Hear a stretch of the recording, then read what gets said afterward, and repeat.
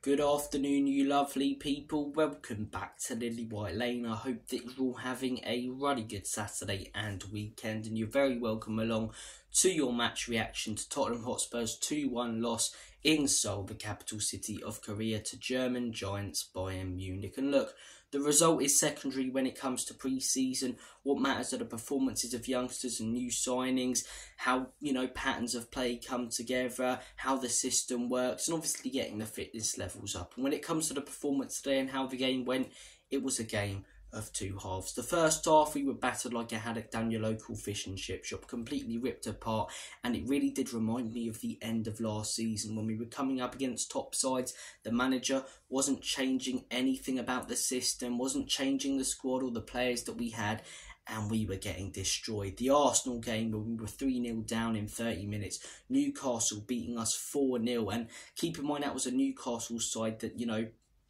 ended up finishing 7th. They were nothing special last season. Chelsea, who had a horrendous season, battered us at Stamford Bridge. Only scored 2 goals. It not could have been, it should have been far more than 2 goals. The Brighton game, the 4-2 there. Liverpool, 4-2. So, look, it really did remind me of the end of last season when the manager stuck with his system, out of stubbornness, and also out of trying to drill it into the players. I get that, but stuck with his system. We got tore a new one, and we come up against a very decent side, albeit pre-season, and we get tore a new one. And Bayern Munich picking and choosing when they want to turn it on. And when they did in that first half, the couple of times they got the ball in the back of the onion bag. And if we don't sign some top quality players in positions that we need them in this summer, which is looking more and more unlikely as the window goes on, I get that there's still a long time, but to bring in 2 or 3 quality players in positions we need them in, next season we come up against the same teams, your Liverpools, your Man Cities, your Arsenals,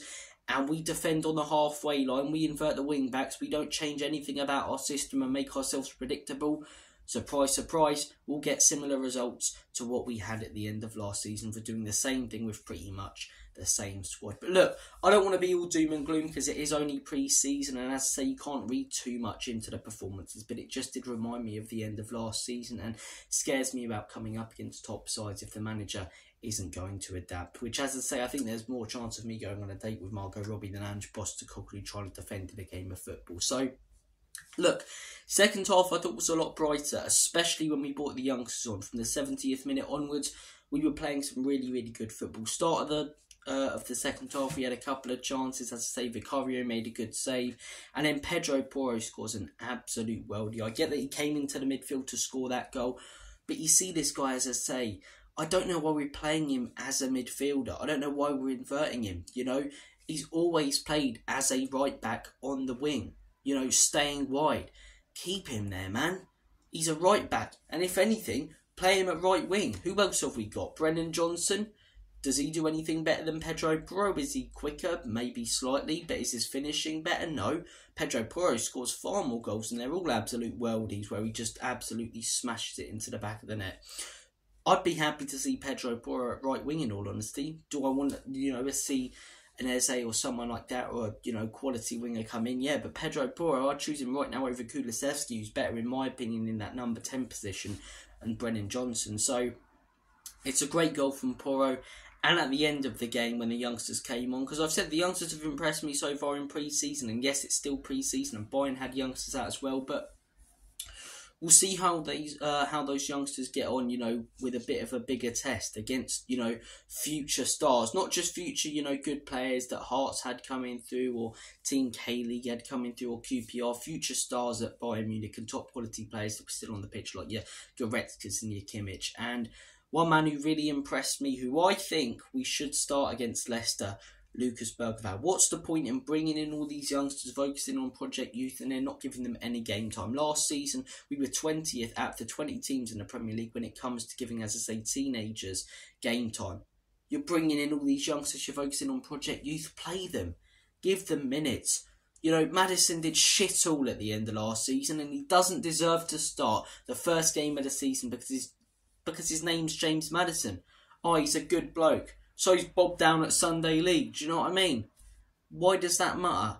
Why does that matter, Can't pronounce my words this morning, but why does that matter?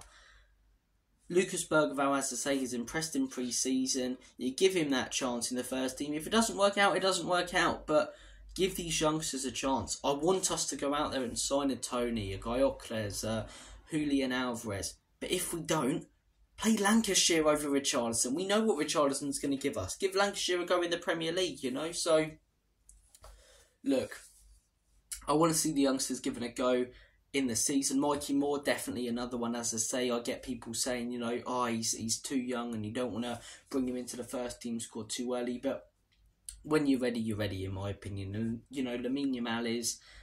I reckon Mikey Moore could be a similar player to Lamine Yamal, honestly. Not, you know, in the sense that he's going to be a winger like Yamal and do the same stuff, but in terms of a youngster, a teenager, 15, 16 years of age, really proving himself. And if he gets the chance to this season, I think he really will pull up some trees. So, look, Mikey Moore as well, impressive.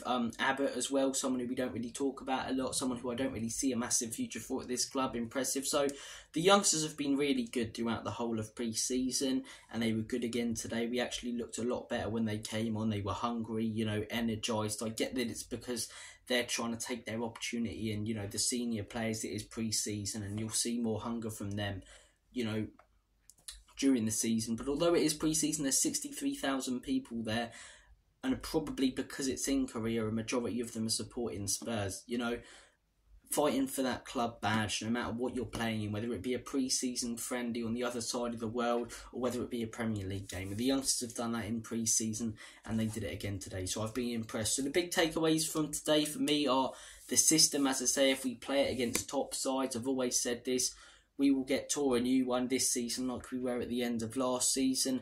Ange needs to not be as stubborn with that and, you know, not completely change his system, but slightly adapt it. Maybe slightly bring, you know, the line back a little bit. Occasionally keep the wing backs out wide and don't invert them. Change a couple of things up and don't make yourself predictable. The youngsters today impressed again. Lucas Bergvall, the main star in my opinion. Pedro Porro with the worldie goal. I'm so glad we've got him as a right back. I just want to see him being played as a right back and not coming into the middle. But guys, comment your thoughts down below on today's game. Hope that you're all having a smashing Saturday, and hope that you all have a smashing rest of your Saturday and weekend. Take care of yourselves. All the best. God bless. There's a pissing fly coming at me. What is it about this time of year? Right? There's just flies, slugs and things everywhere. But guys, thank you for watching. Take care. And as always, come on you Spurs. In Big Ange we trust.